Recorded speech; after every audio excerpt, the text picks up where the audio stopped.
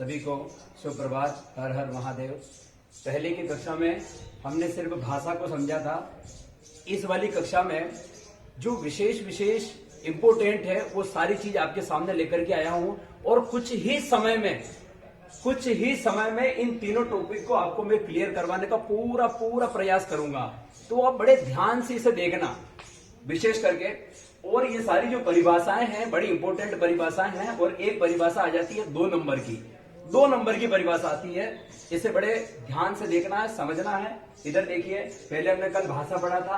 भाषा में हमने सिर्फ यही पढ़ा था कि व्यक्त वाणी के रूप में जिसकी अभिव्यक्ति की जाती है उसे भाषा कहते हैं। तो ये चीज हमने पहली देखी थी कल। फिर मैंने ये भी बताया था कि जब एक व्यक्ति अपने विचारों का आदान प्रदान जब दूसरे व्यक्ति के पास पहुंचाता है या दूसरा व्यक्ति अपने पास पहुंचाता है, अपने विचार पहुंचाना, जो विचार पहुंचाने का जो माध्यम है, विचार पहुंचाने का जो माध्यम है, उस माध्यम को भाषा कहते हैं। उस माध्यम को क्या कहते हैं? भाषा कहते हैं। ध्यान रख लेना, विचारों के आदान प्रदान करने का जो माध्यम है उसे भाषा कहते हैं। तो अब ध्यान देना, अब भाषा ये देख लिया था। अब भाषा के रूप कितने होते हैं वो आपको मैंने बताया था पहले। भाषा के 2 रूप होते हैं, एक लिखित होता है और एक मौखिक होता है। तो ध्यान रखना, भाषा के कितने रूप? 2 रूप, लिखित और मौखिक। जब विस्तृत की बात की जाती है तो वहां पर एक रूप और जोड़ दिया जाता है और उसका नाम है सांकेतिक, यानी संकेत करके बताया जाता है। फिर नेक्स्ट हम आगे बात करते हैं जो भी हिंदी भाषा है। इस हिंदी भाषा को जो है 5 वर्गों में विभक्त किया है। कितने वर्गों में? 5 वर्गों में विभक्त किया है। पहला है पूर्वी हिंदी, पश्चिमी हिंदी, इस तरह बिहारी हिंदी, पहाड़ी हिंदी और एक राजस्थानी हिंदी। तो ये जो 5 वर्ग जो बांटे गए हैं, ये जो भाषा है, तो हिंदी भाषा में जो बोलियां होती है, तो इसमें 18 से 25 जो बोलियां हैं, इन बोलियों को जो क्या किया है, बांटा गया है। 18 से लेकर 25 भी जो बोलियां हैं, इनको बोलियों को भागों में विभक्त किया है। 5 ये भाग है इसके। हिंदी भाषा की बोलियों के कितने भाग है? 5 भाग है। कितने भाग है? 5। पूर्वी हिंदी, पश्चिमी हिंदी और बिहारी हिंदी, पहाड़ी हिंदी और एक लास्ट है राजस्थानी हिंदी। तो इस तरह ये 5 भागों में विभक्त किया गया है। इन 5 भागों में ही पश्चिमी हिंदी जो है खड़ी बोली उसमें आ जाती है, खड़ी बोली आ जाती है। तो उस खड़ी बोली को ही इसमें अभिव्यक्त किया है, पूर्ण जो हिंदी भाषा है उसी को। लेकिन जो हिंदी भाषा ये राष्ट्र घोषित की गई है, जिसे हम बोलते हैं, राजभाषा बोलते हैं जिसे, तो उसे खड़ी बोली भी कहा जाता है। लेकिन खड़ी बोली से ही इसको अधिक लिया गया है। तो ये हम पूर्ण नहीं कह सकते कि ये खड़ी बोली ही है, ऐसा नहीं है। हिंदी एक ऐसी भाषा है जिसमें सारी जो बोलियां हैं, अलग अलग भाषाओं का इसमें मिश्रण है। तो इस तरह इसमें हर प्रकार की बोली भी होती है। इंग्लिश के शब्द भी होते हैं हिंदी में, कई बार आपने देखा होगा, उर्दू के भी होते हैं, है ना, अरबियन के भी होते हैं। तो ये अलग अलग शब्द जो हिंदी भाषा में हो जाता है, तो ये इसकी गुणवत्ता कुछ अलग ही होती है। तो फिर आगे हम समझते हैं हिंदी भाषा के 2 रूप, एक मौखिक और एक लिखित, और तीसरा बताया जाता है जो विस्तार रूप से उसका होता है वो सांकेतिक। और लेकिन 12वीं कक्षा में क्या है कि 2 ही इसके रूप है। फिर आगे बात करते हैं कि उपभाषा क्या है ना। तो उपभाषा क्या है? उपभाषा का मतलब होता है बोली। क्या होता है? बोली। इस बोली की परिभाषा मैंने यहां लिख रखी है, देख लीजिए, कि सीमित क्षेत्र में बोले जाने वाली, पहली बात। दूसरा है कम विकसित। दूसरी बात क्या है? कम विकसित। तीसरी बात है सामान्य बोलचाल की भाषा को हम क्या कहते हैं? बोली कहते हैं। तो हमें यह ध्यान रख लेना है कि भाषा और उपभाषा, उपभाषा की जो परिभाषा वो आज के सामने रखी है, और उपभाषा को हम बोली भी कहते हैं। जो भाषा होती है वो असीमित क्षेत्र में बोली जाती है। हिंदी जो देख लीजिए आप, राजस्थान में भी बोली जाती है, कहीं बिहार में भी बोली जाती है, महाराष्ट्र में भी बोली जाती है। लेकिन ये इसका जो प्रचार प्रसार सब जगह है। लेकिन राजस्थानी में आपने देखा होगा, मेवाड़ी है तो वो मेवाड़ क्षेत्र में बोली जाती है, मारवाड़ी है तो मारवाड़ क्षेत्र में बोली जाती है, हाड़ौती तो हाड़ौती में, बागड़ी है तो बागड़ी में। इसी तरह जो क्षेत्र है वो सीमित क्षेत्र में जो बोले वाली जो भाषा होती है उसे उपभाषा कहते हैं। उपभाषा का मतलब होता है बोली। तो इसे हम ध्यान से समझ लेना है। तो ये जो होती है सीमित क्षेत्र में बोली जाने वाली होती है और यह कम विकसित होती है, जबकि हिंदी जो भाषा है वो भाषा कम विकसित नहीं, वो पूर्णतः विकसित होती है। और इधर देखिए, बोली जो है ये सामान्य बोलचाल की भाषा को बोली कहते हैं, लेकिन वो सामान्य बोलचाल की भाषा नहीं है, वो एक कार्यालयीय भाषा है, वो एक राजकीय भाषा है। हमारी हिंदी भाषा जो है उसे इस तरह हमें समझ लेना है। फिर आगे बात करते हैं हम व्याकरण की। व्याकरण में आप देखें, व्याकरण किसे कहते हैं? व्याकरण का मतलब एक होता है नींव। क्या होता है? नींव। नींव मतलब आधार। आधार मतलब व्याकरण का मतलब होता है विश्लेषण करना। एक शाब्दिक अर्थ इसका देखा जाता है तो विश्लेषण करना या व्याख्या करना या विस्तार करना, व्याकरण का मतलब। ध्यान देना कि व्याकरण की क्या आवश्यकता पड़ती है, व्याकरण क्या है, इसे हमें समझ लेने के लिए इसकी परिभाषा को बड़े ध्यान से देखना पड़ता है। इसकी परिभाषा आप समझिए कि व्याकरण कर रखा है तो व्या का मतलब व्याख्या, करण मतलब करना, व्याख्या करना, विस्तार करना, विश्लेषण करना, ये सारा इसका मतलब निकलता है। इधर देखिए कि व्याकरण एक ऐसा शास्त्र है जो किसी भाषा को लिखने या बोलने के नियमों का ज्ञान कराता है। अब व्याकरण क्या है, कहां हमें का लगाना है, राम का भाई है उस जगह राम की भाई है, ये कर देंगे तो ये एक गलत हो जाता है ना। तो इसी तरह मैं कल भीलवाड़ा जाऊंगा, एक होता है मैं कल भीलवाड़ा जाएंगे, ये एक अलग चीज हो जाती है। मतलब जो बोलने का और लिखने का जो नियम क्या है, उस नियमों का जो हमें ज्ञान करवाता है उसे हम व्याकरण शास्त्र कहते हैं। ध्यान रख लेना, ठीक है। और इस व्याकरण के, हिंदी भाषा की जो व्याकरण है, इस हिंदी भाषा के व्याकरण के 4 भाग होते हैं। कितने भाग होते हैं? 4 भाग होते हैं। पहला भाग है इसका जो है वो है वर्ण विचार। कौन सा भाग है? वर्ण विचार। पहला इसका जो भेद आता है, पहला जो इसका भाग है वो पहला भाग है वर्ण विचार। अब वर्ण विचार भी इसमें आपको समझ लेना है कि वर्ण विचार क्या है। अब वर्ण की उसमें उत्पत्ति, वर्ण की उसमें व्युत्पत्ति, उस वर्ण का उच्चारण स्थान इत्यादि, ये जो चीजें हैं ये व्याकरण के अंतर्गत आती है। जैसे अ आता है तो अ का उच्चारण कहां से होता है? कहा जाता है कि अकुह विसर्जनीया नाम कंठ, अ का, क वर्ग का, विसर्ग का, ये और है का, इसका जो उच्चारण होता है ये कंठ से होता है। ये किसने ज्ञान करवाया? ये हमारी जो व्याकरण भाषा है, इस व्याकरण भाषा ने ज्ञान करवाया है। ध्यान रख लेना, ठीक है।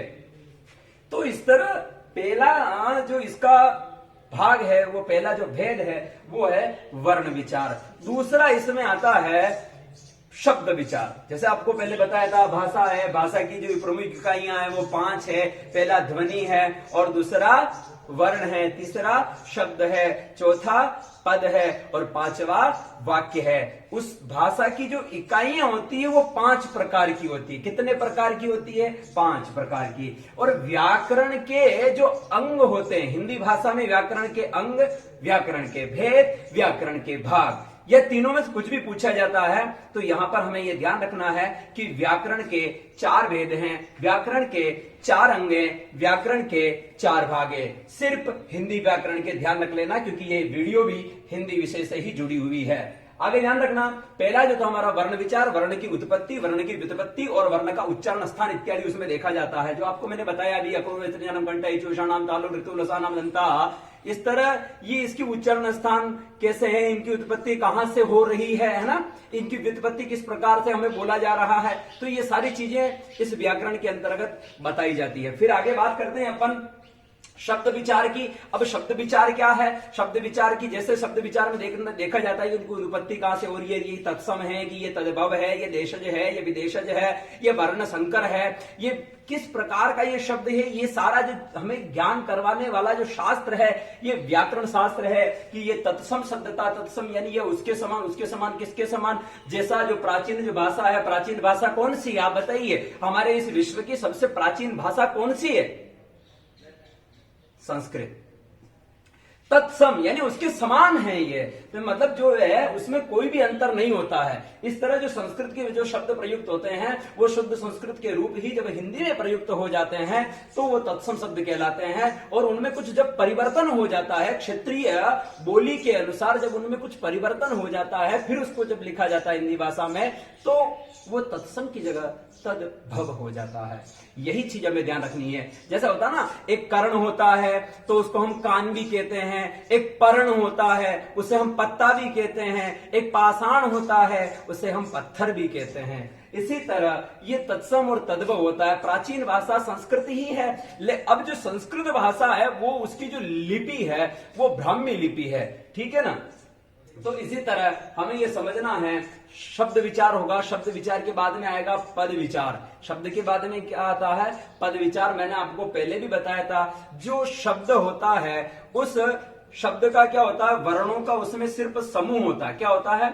समूह। यानी एक शब्द मिला क, एक वर्ण मिला क, दूसरा वर्ण मिला म, तीसरा वर्ण मिला ल, तो पूर्ण रूप से क्या बन गया? जब वर्णों का समूह हो गया तो कमल बन गया। क्या बन गया? कमल। लेकिन इस कमल जो बना है इसके आगे अगर मान लो को लगा दें तो क्या कमल को एक साथ थोड़ा ना लिखेंगे, इसको अलग बांट देंगे। क्यों बांट देंगे? क्योंकि ये एक व्याकरण है जो हमें नियम बताता है भाषा को शुद्ध रूप से लिखने का और भाषा को शुद्ध रूप से बोलने का।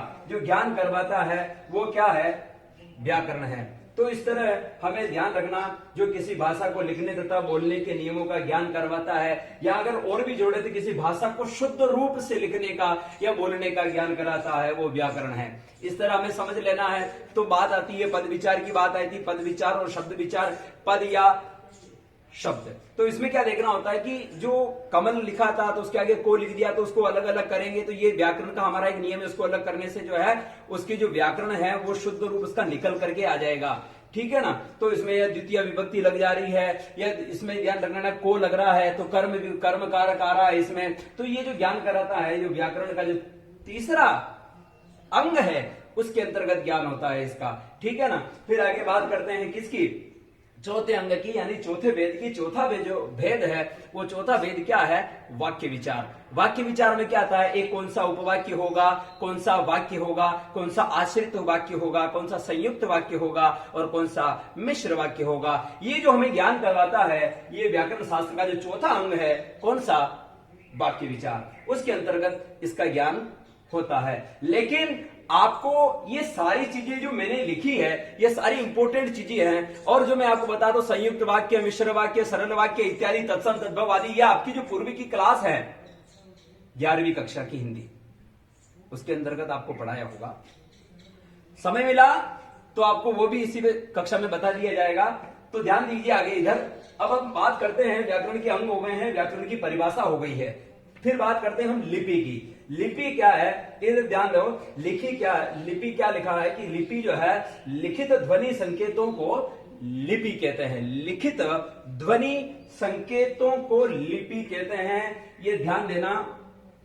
लिखित ध्वनि संकेतों को लिपि कहते हैं। अब जैसे मैं बोल रहा हूं या आ बोलता हूं, जैसे या बोलता हूं, कुछ भी लिखता हूं, बोलता हूं, आपको जैसे हम कक्षा में जाते हैं, जब पहली कक्षा में पढ़ते हैं या दूसरी कक्षा में पढ़ते हैं या एलकेजी यूकेजी जो भी हो, हम छोटी कक्षा जब आप प्रथम बार पहली बार जब विद्यालय में जाते हैं तो आपने देखा होगा ऐसे अनार सिखाते हैं, बोलो ऐसे अनार, फिर ऐसे आम इत्यादि ऐसे बताते हैं। फिर पट्टी पहाड़ा भी दे देते हैं कि इसमें देखो ये ऐसे अनार ऐसे लिखा जाता है, पहले आधा गोला बनाओ, फिर दूसरा आधा गलो बनाओ, फिर आड़ी डंडी लगाओ, फिर खड़ी डंडी लगाओ, फिर ऊपर शिरो रेखा बना दो। तो इस तरह बना करके हमें वहां सिखाया जाता है, वो आधार सिखाया जाता है। वो जो चिन्ह बनाए जाते हैं उन चिन्हों को ही हम लिपि कहते हैं। ये हमें ध्यान रख लेना है। समझ गए हो ना? आगे ध्यान दे रहा हूं, इधर वापस फिर से इधर ध्यान दो आप। लिखित ध्वनि संकेतों को लिपि कहते हैं। जैसे आप समझिए कि ये हो गया, मैंने यहां पर लिखा आ, ठीक है, ये एक मेरा वर्ण है, ये एक मेरा अक्षर है, ठीक है। अब इसके आगे मैं ये अगर ये चिन्ह लगा दूं ये वाला, तो इससे आदमी समझ जाएगा। अगर कोई कह दे कि ये बताओ ये किसकी मात्रा है, तो बता देगा आदमी कि ये की आ की मात्रा है। इसी तरह ये मैं बनाता हूं, इस तरह ये चिन्ह बनाता हूं कि बताओ ये किसकी मात्रा है, तो सब आदमी बता देंगे, पढ़ने वाला छोटा बच्चा भी बता देगा कि ये जो मात्रा है छोटी ई की मात्रा है। ठीक है, फिर ऐसे पूछता जाता है कि ये किसकी मात्रा है, तो बता दी जाती है कि ये तो ए से एडी की मात्रा है। इस तरह ये जो चिन्ह है, ये जो चिन्ह है, इन चिन्हों को हम क्या कहेंगे, लिखित ध्वनि संकेत। ये चिन्ह है, इन चिन्हों को हम क्या कहेंगे, लिपि कहेंगे। क्या कहेंगे, लिपि। तो इस तरह आप समझ गए होंगे कि लिपि क्या है। ठीक है, चलो आगे बात कर लेते हैं हम लिपि के कुछ छोटी सी, और आगे बात करते हैं लिपि क्या है। तो आपको इधर मैंने बताया, देखो इधर ये ब्राह्मी लिपि। संस्कृत जो भाषा है वो प्राचीन भाषा है, और संस्कृत भाषा की जो लिपि है वो ब्राह्मी लिपि है। कौन सी लिपि है, ब्राह्मी लिपि। और ब्राह्मी लिपि से ही देवनागरी लिपि निकली है, ये ध्यान रख लेना आप। ब्राह्मी से ही देवनागरी निकली है, और देवनागरी जो लिपि है, इस लिपि में हिंदी, नेपाली, मराठी, कोंकणी इत्यादि ये जो भाषा है, ये सारी देवनागरी लिपि में लिखी गई है। ये हमें अच्छे तरह से विशेष करके ध्यान रख लेना है। ये परिभाषा आपके सामने है, आप लिख सकते हैं और आप याद भी कर सकते हैं, ध्यान रखिएगा। अब मैं आपको एक चीज और बता देता हूं, व्याकरण की जो लिपि है, इस लिपि के बारे में थोड़ा सा और बता देता हूं। दूसरी लिपि के बारे में भी थोड़ा बहुत ज्ञान हो जाए, कई बार पूछ लिया जाता है कि एक ये है अपना, जैसे हिंदी पहला, दूसरा मैं यहां लिखता हूं अंग्रेजी, तीसरा मैं यहां लिखता हूं पंजाबी, और लास्ट चौथा मैं यहां लिखता हूं उर्दू। तो ये मैंने 4 भाषाओं के नाम लिखे। अब इन 4 भाषाओं की कभी कभी भाषा पूछ लिया जाता है कि इसकी कौन सी लिपि है, इसकी कौन सी लिपि है, तो आपको ये ज्ञान भी होना चाहिए। चलो इधर देखिए आप, ये हिंदी, अंग्रेजी, पंजाबी, उर्दू, हिंदी जो लिखी जाती है वो कौन सी लिपि में लिखी जाती है। आप ध्यान रखना, हिंदी की लिपि कौन सी है, ये ध्यान रखना है हमें। हिंदी की जो लिपि है वो देवनागरी है, याद रहेगा ना, ध्यान रख लीजिएगा, देवनागरी।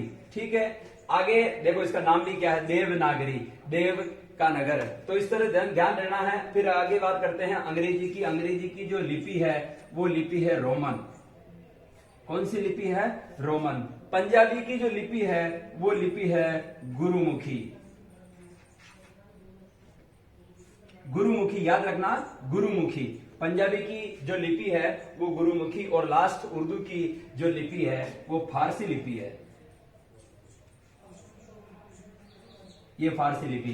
तो हमें ध्यान देना है, ये जो भाषाएं हैं और ये क्या है, लिपि हैं। तो इस तरह ये हमारा एक छोटा सा टॉपिक था। इसके सारे इंपोर्टेंट जो बातें थी वो मैंने आपको सारी चीजें बताई हैं। अगर इसके बाद भी अगर आपको कोई कंफ्यूजन रहता है, कोई असमंजस रहती है, कोई शंका रहती है, कोई संशय रहता है, तो आप निसंकोच कमेंट कर सकते हैं, कोई दिक्कत नहीं है। अगली क्लास में आपका फिर से स्वागत करूंगा नया टॉपिक लेकर के। तब तक के लिए नमस्कार, हर हर महादेव।